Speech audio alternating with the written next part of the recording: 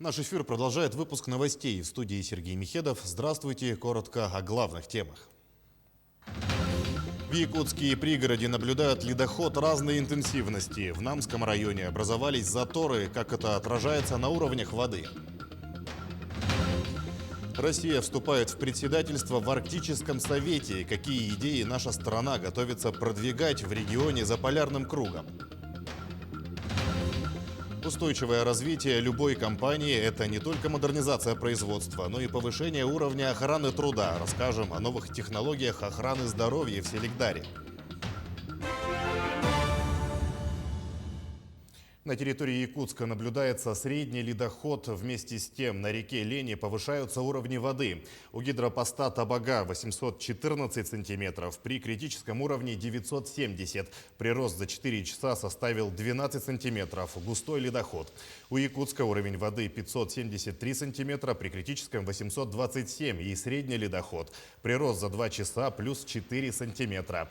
Вызывает опасения обстановка в поселке Кангаласы. Там высота воды 933 сантиметра, при критическом уровне в 1 метр. То есть до критических отметок остается около 70 сантиметров. Прирост за 4 часа составил 12 единиц. Заторы на реке Лени сегодня наблюдаются в 2 местах. Это участок Намского района, сообщил в интервью нашему телеканалу руководитель Госком ОБЖ региона Дмитрий Лепчиков. Для анализа обстановки сегодня на проблемный участок вылетела оперативная группа. По результатам их работы в ближайшее время примут решение о проведении подрывных работ для устранения затора.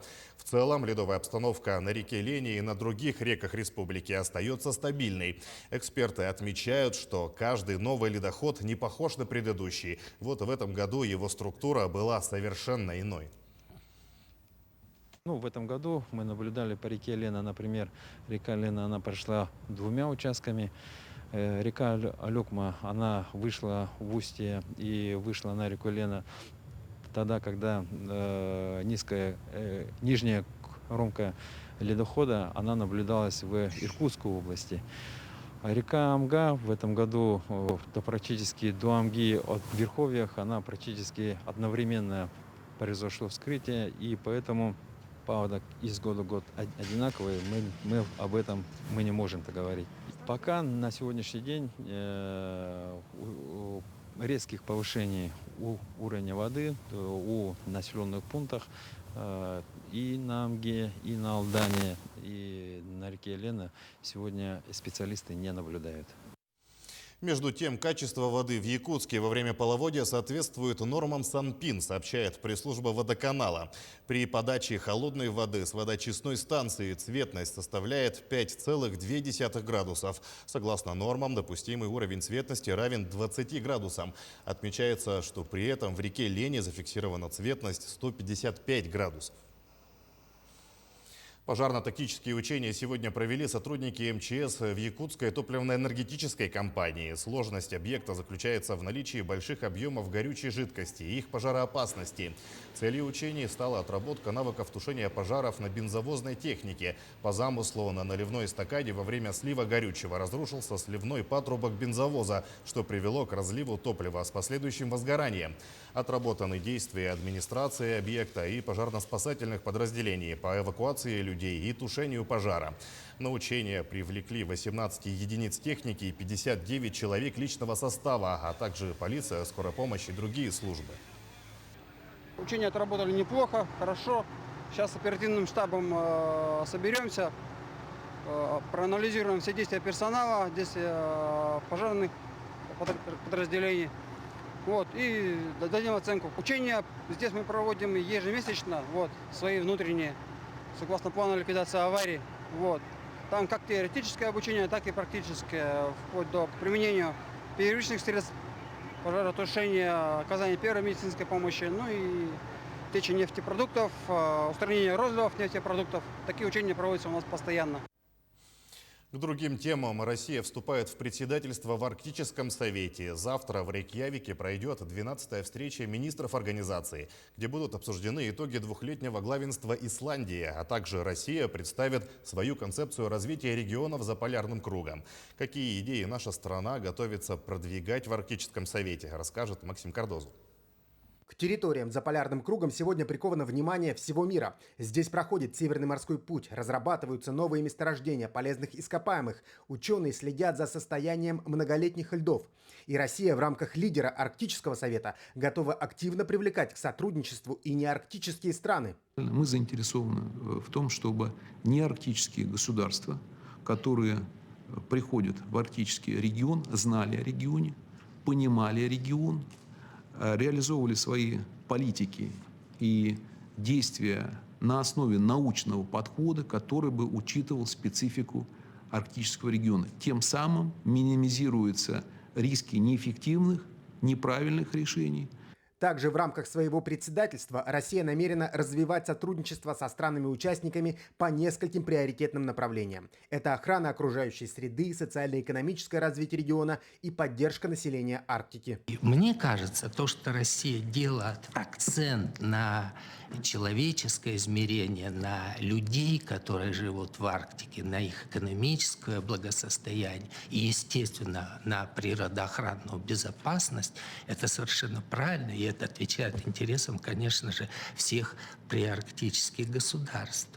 Эксперты отмечают, что необходимо поддерживать и международное сотрудничество в научной сфере. Мы также предлагаем обратить пристальное внимание на проведение совместных полевых исследований.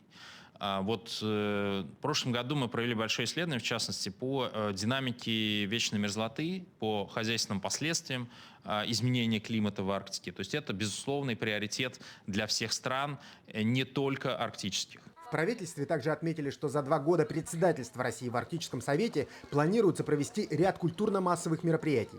Например, музыкальные фестивали, туристические экспедиции, студенческие саммиты и даже чемпионат профессионального мастерства. Максим Кардозо, Джур Березкин, Москва. Якутия входит в топ-10 инвестиционно привлекательных регионов России. Рейтинговые агентства изменили прогноз республики по кредитным показателям с негативного на стабильный.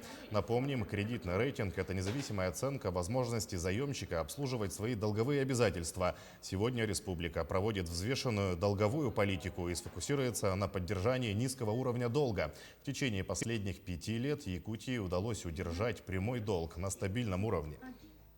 Наличие кредитных рейтингов у субъекта Российской Федерации, то есть у края, области, республики, является основным условием размещения и допуска облигаций на московской бирже.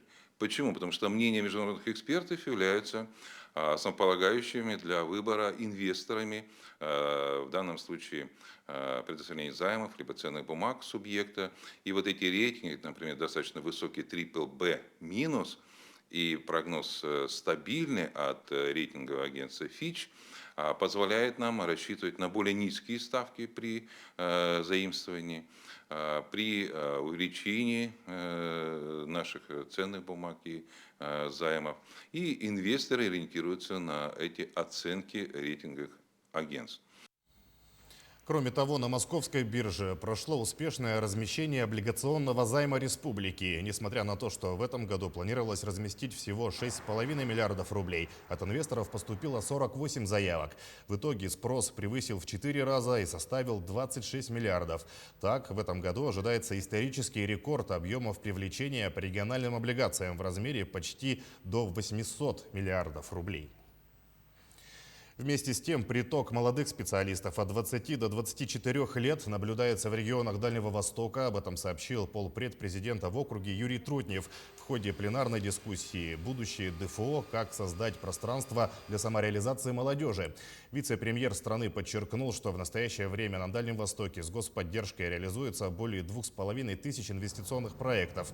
Создано 70 тысяч рабочих мест, а также существует возможность для самореализации для людей из любого слоя населения. По мнению Юрия Трутнева, необходимо делать акцент на качественное образование молодых людей. В первом квартале текущего года Якутия заняла 3-е место в России по производству золота, почти половину которого добывают алданские горнорудные предприятия. Устойчивое развитие любой компании – это не только модернизация производства, но и повышение уровня охраны труда. С новыми технологиями охраны здоровья, которые внедряются в Селегдаре, ознакомился Руслан Павлов. Вызовите скорую помощь. Наложить электроды на грудную клетку пациента. Голосовое предупреждение и мобильный дефибриллятор готов к работе. Новый прибор, как и многое другое медицинское оборудование, появился в Нижнеякокитском участке золотодобывающей компании «Селигдар». Прошло расширение медицинской службы, в частности медицинских кабинетов. Появилась перевязочная, смотровая, кабинет врача у нас появился. И появилось много дополнительного оборудования для оказания помощи. Охране труда в «Селигдаре» уделяют особое внимание. С недавнего времени во всех подразделениях якутской группы холдинга действует новое диагностическое оборудование. Теперь каждую рабочую смену горняк начинает и заканчивает в кресле автоматического медицинского контроля. После всех процедур, на которые уходит пару-тройку минут, машина выдает результат. Если показатели превышают норму, за работу берется фельдшер. Ну, если что-то аппарат выявляет какие-то отклонения, допустим, у него артериальное давление не вписывается в принятые нормы, пульс, или, ну, не дай бог, он, если выпил, сразу срабатывает датчик паров этанола, то тогда его приводят, или он подходит ко мне, и как врач я углубленно уже рассматриваю состояние его здоровья, принимаю решение о допуске или недопуске его к рабочей смене. Пандемия коронавируса также привнесла новшества. Помимо рециркуляторов воздуха, на входе в каждое помещение стоят тепловизоры, которые фиксируют малейшее отклонение от нормальной температуры тела. Во-первых, он подает звуковой сигнал. Тут же применяют, работник уже понимает, что у него повышенная температура. Сообщение с данного тепловизора уходит на электронную почту медицинскому персоналу с фотографией данного работника, время и на каком объекте зафиксировано повышение температуры. За последние 2 года только на диагностическое оборудование «Селигдар» потратил десятки миллионов рублей. Забота о здоровье коллектива способствует созданию благоприятных условий как на производстве, так и на отдыхе. Руслан Павлов, Георгий Баранов, ПАО «Селигдар», Алданский район. В Якутске стартовал 3-й лесопромышленный форум республики. Мероприятие собрало представителей ведущих фирм, производителей оборудования лесной отрасли, руководителей предприятий и ученых. Лесные богатства нашей республики требуют эффективного освоения. Рациональное использование этих богатств может дать населению рабочие места, качественное жилье и в целом существенно улучшить уровень жизни. А в бюджет республики принести значительные налоговые отчисления, говорят участники форума. На сегодня в регионе вырубают около 400 тысяч кубометров леса. Однако, по словам ученых, эту цифру можно увеличить до 30 миллионов. При этом без значительного вреда экологии. Привлекать сюда инвесторов и развивать именно лесопереработку, лесоперерабатывающий бизнес. Такое замечу, что вот у нас есть экспорт продукции как за пределы республики, скажем, в пределах Российской Федерации, так и, пускай в небольших объемах, но экспорт за рубеж, в Германию. И это только продукция лесопереработки. Мы не вывозим круглый лес. Я считаю, что это очень хороший, положительный фактор. Аномальная жара пришла на Урал с Сибирью и держится уже 7 дней. Согласно прогнозу, жители продолжат испытывать на себе влияние волны тепла до конца недели. Температурный рекорд накануне установился и в столице страны. Такой жары в Москве не фиксировали с 19 века. А вот животным из Челябинского зоопарка помогают справиться с жарой замороженными лакомствами. Поливают их прохладной водой, предлагают специальные игрушки для водных забав, а некоторым даже состригают густую шерсть. По словам сотрудников зоопарка, в целом все проходит хорошо, потому что за животными наблюдают постоянно, а также вносят в их привычный распорядок свои коррективы. Поначалу некоторым животным нравилось греться на солнце, но впоследствии они все же начали прятаться от жары в тень. Обитателей московского зоопарка такая погода заставила открыть купальный сезон. Животные спасаются от зноя около специально оборудованных водоемов и в тени деревьев. Например, большое семейство кустарниковых собак с удовольствием купается и играет в прохладной воде, а бурый медведь не спеша наслаждается водными процедурами. Кроме того, по словам работников зоопарка, во многих вольерах установлены специальные поливалки для животных, а также происходит активное орошение территории для панд, волков, лошадей и других обитателей московского зоопарка. К этому часу это все новости. Мы следим за развитием событий. Оставайтесь с нами.